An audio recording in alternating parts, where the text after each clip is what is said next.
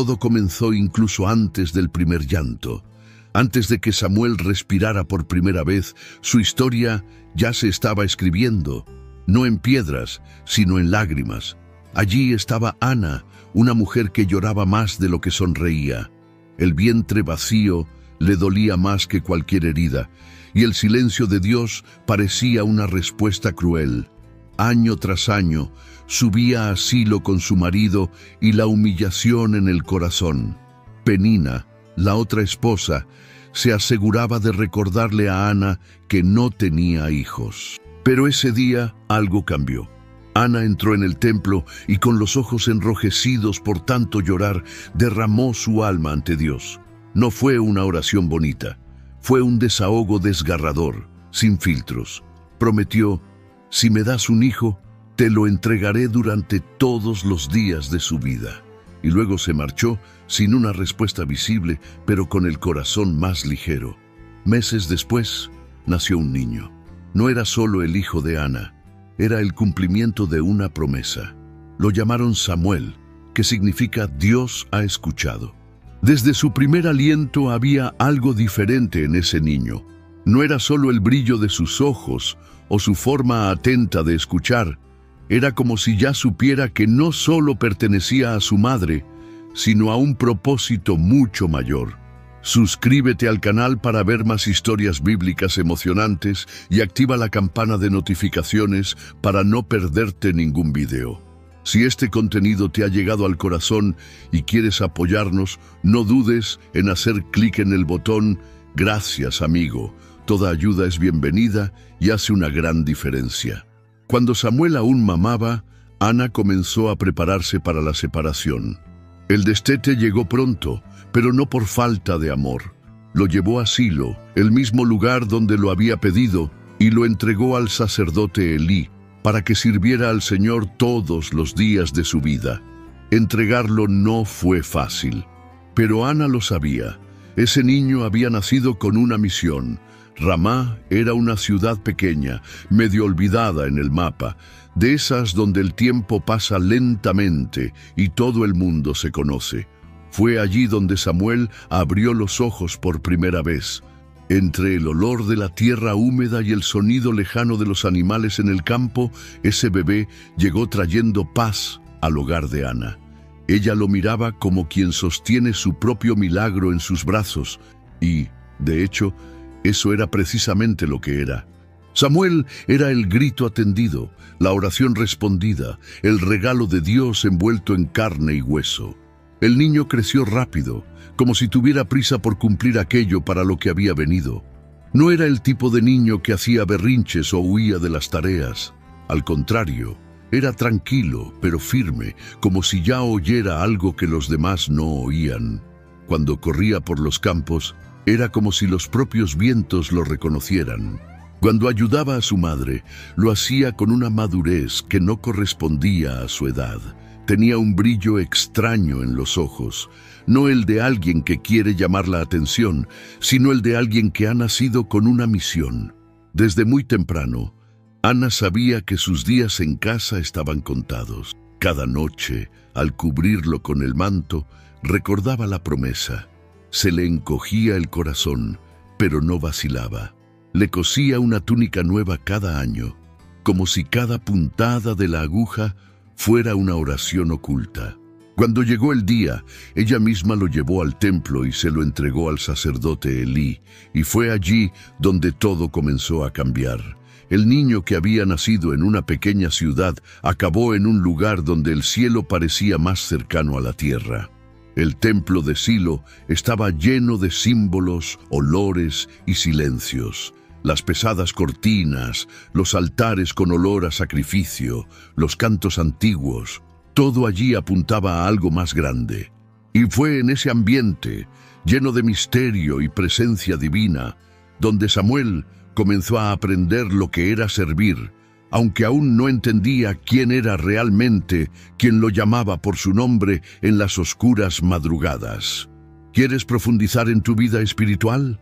Haga clic en el primer comentario y obtenga ahora su guía de ayuno y oración y transforme su vida espiritual. Descubra el poder del ayuno y la oración para experimentar una verdadera transformación. El templo de Silo era más que un lugar de rituales, era un mundo aparte. Y Samuel, aún niño, vivía en ese mundo como si fuera un aprendiz en un palacio sagrado. El día comenzaba temprano, con los primeros rayos de sol tocando las piedras del atrio. El olor del incienso se mezclaba con el sonido de los pasos de Eli, el anciano y cansado sacerdote que ahora llevaba a Samuel como a un hijo tardío, aunque no lo decía en voz alta. Eli tenía los ojos debilitados por el tiempo, pero aún veía lo que importaba. Veía en Samuel una extraña calma, una atención poco común. El niño lo seguía a todas partes. Captaba las instrucciones en el aire, limpiaba los objetos sagrados con cuidado y se quedaba inmóvil cuando Eli hablaba de las historias de Moisés, del arca de la alianza, de los días en que Dios hablaba con los hombres como quien habla con un amigo. Samuel lo escuchaba todo con el corazón abierto, absorbiéndolo como la tierra seca absorbe la primera lluvia. Pero el templo también tenía sus sombras. Los hijos de Eli, Hofni y Fineas se burlaban de las cosas sagradas, tomaban para sí lo que era de Dios, se reían a espaldas de su padre y vivían como si fueran intocables. Samuel lo veía todo, pero no se mezclaba. Era como una pequeña llama tratando de brillar en un lugar lleno de humo.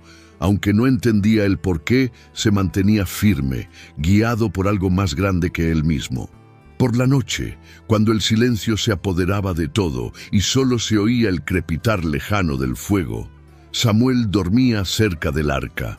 No era un lugar cualquiera, era el lugar donde habitaba Dios.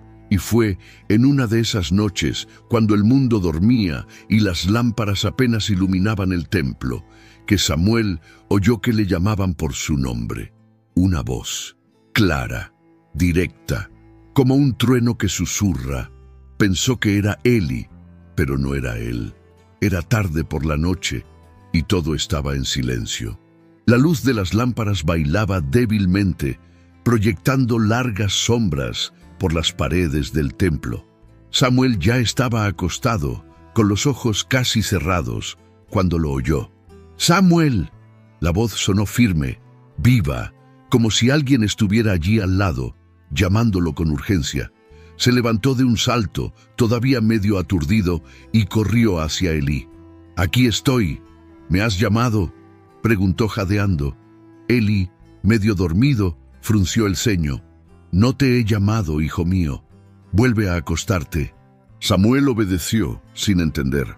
Quizás había soñado, pero apenas se acomodó de nuevo y... Samuel. Allí estaba de nuevo. Esta vez fue más rápido. Corrió hacia Eli con los ojos muy abiertos. Una vez más, Eli lo rechazó. Lo mandó de vuelta. A la tercera vez, algo cambió. El viejo sacerdote, cansado pero experimentado, se dio cuenta de que había algo diferente allí. No era imaginación. Era el tipo de llamada que él mismo no había oído en mucho tiempo. Con voz baja y el corazón apretado, Eli dijo: «Si te llamo otra vez, responde así: habla, Señor, porque tu siervo escucha». Y así sucedió. Samuel volvió a acostarse, ahora sin sueño. Su corazón latía con fuerza. Minutos después, la voz volvió, solo que esta vez no era solo una voz. Era como si el aire hubiera cambiado, como si la propia presencia de Dios se apoderara del lugar. «Samuel, Samuel». Y el niño respondió, tal y como Eli le había enseñado: «Habla, Señor, porque tu siervo escucha». En ese momento, el cielo tocó la tierra. Dios habló con Samuel, no con enigmas o visiones confusas, sino con palabras claras. Le entregó un mensaje pesado, una revelación sobre el futuro de Elí y su casa. Era algo de gente importante. Pero Dios confió en el niño, y eso lo cambió todo. Con el tiempo, la voz de Samuel comenzó a difundirse.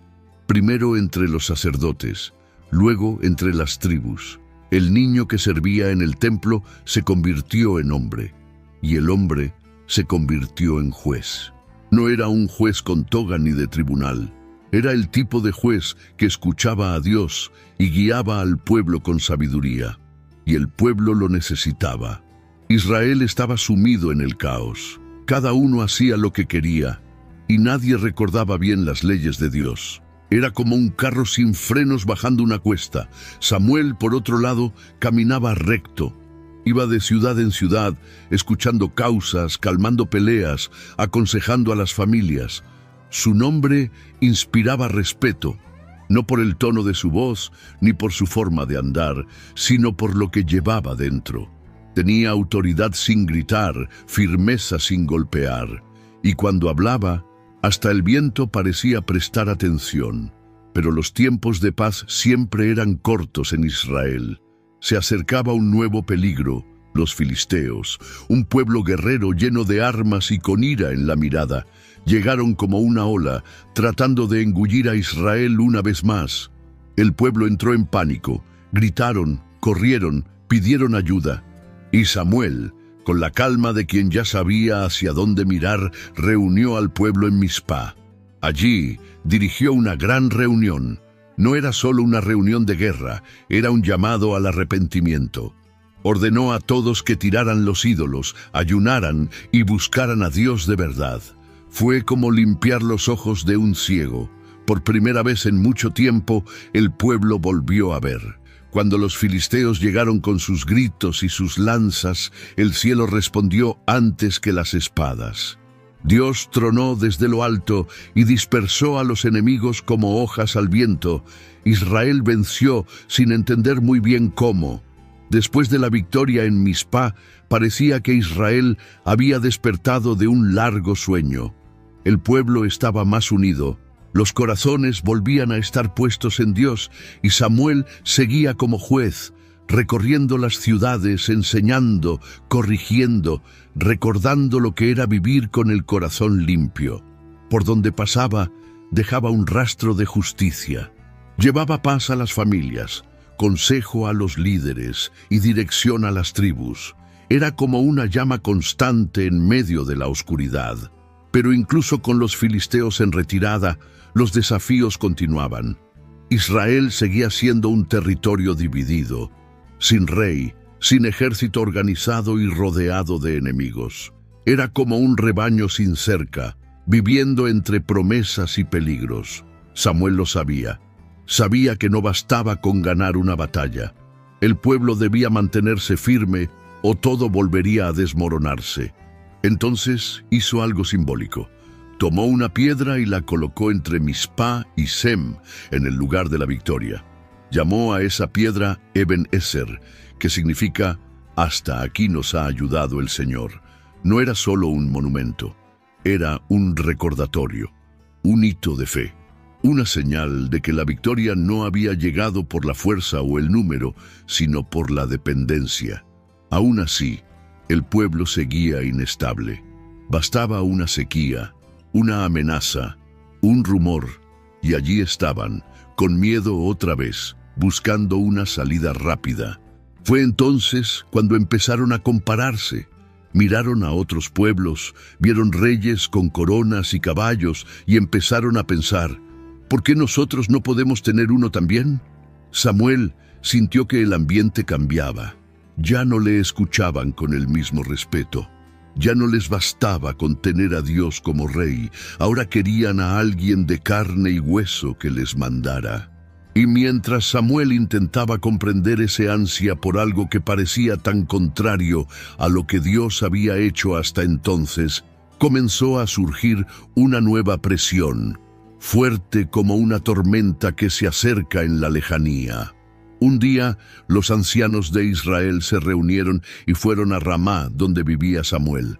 Llegaron con el rostro serio, sin rodeos, y dijeron lo que llevaba tiempo gestándose entre bastidores. «Ya eres viejo, Samuel, y tus hijos no siguen tus pasos. Danos, pues, un rey, como tienen todas las demás naciones». Aquello le cayó como una piedra en el pecho. No era solo un rechazo a su trabajo, era un rechazo directo a Dios, como si todo lo que habían vivido hasta entonces se hubiera olvidado en un abrir y cerrar de ojos. Samuel escuchó en silencio. Su barba canosa no ocultaba la inquietud en sus ojos. Siempre había sido el tipo de persona que soportaba el peso de las decisiones ajenas, pero aquella vez le dolió de otra manera. Aún así, como siempre había hecho, llevó el asunto ante Dios. Y Dios, con la firmeza de quien conoce el corazón humano como la palma de su mano, respondió: «Escucha la voz del pueblo. No te han rechazado a ti, sino a mí, para que no reines sobre ellos». Entonces Samuel volvió al pueblo con una advertencia, y no fue un discurso alentador. Habló de las consecuencias.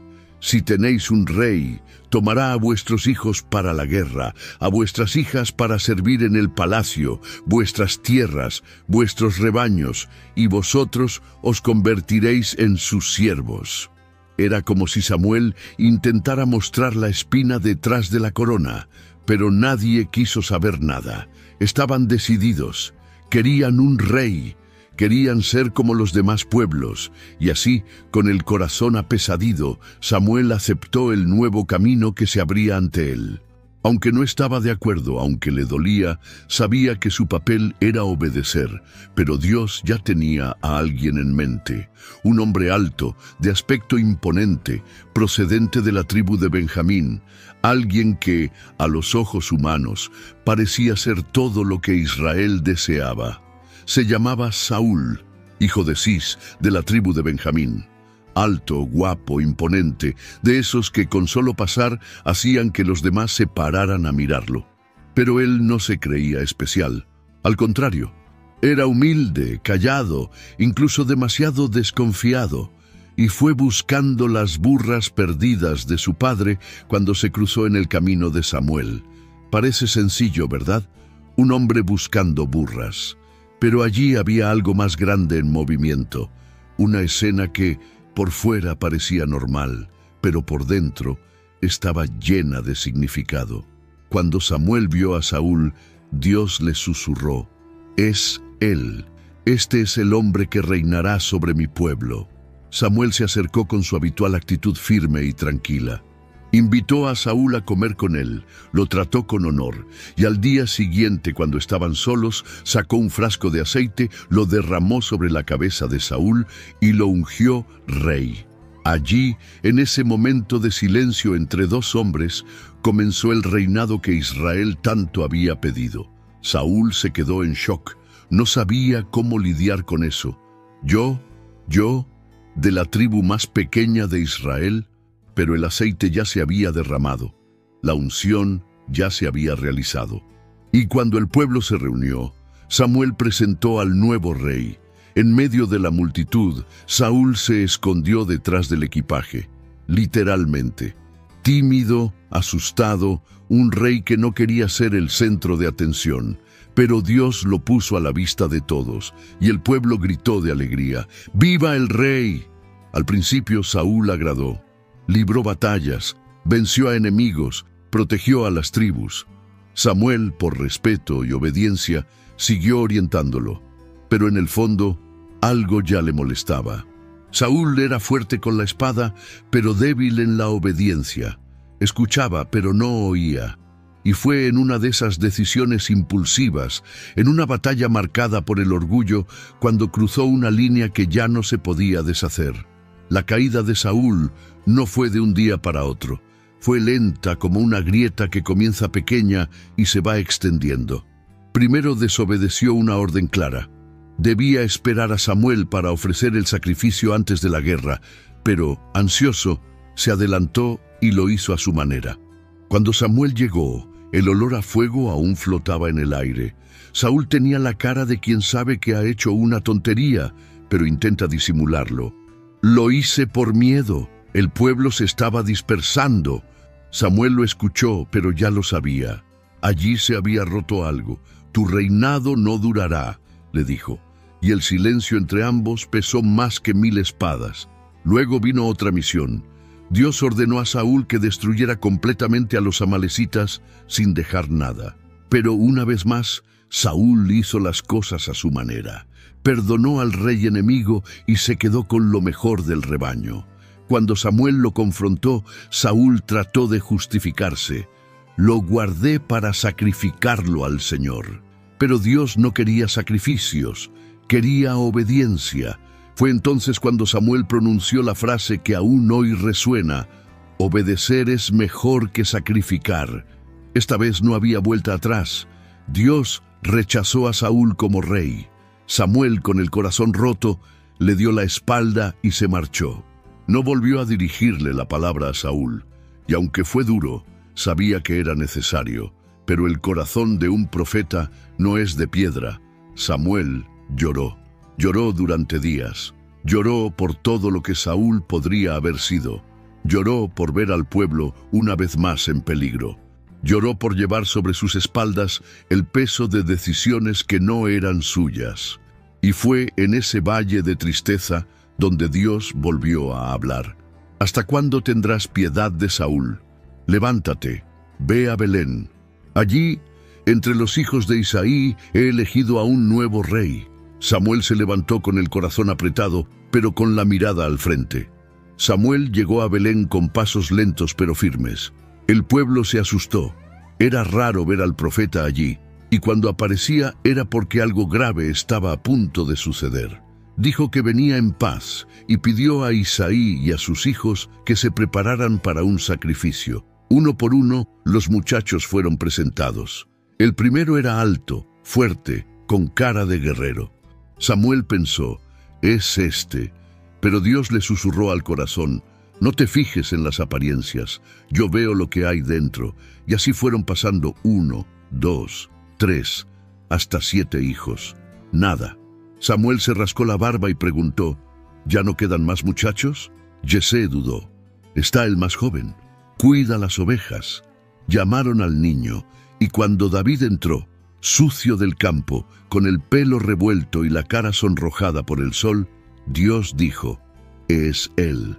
Samuel, sin dudarlo, tomó el cuerno de aceite y ungió a David allí mismo, delante de sus hermanos.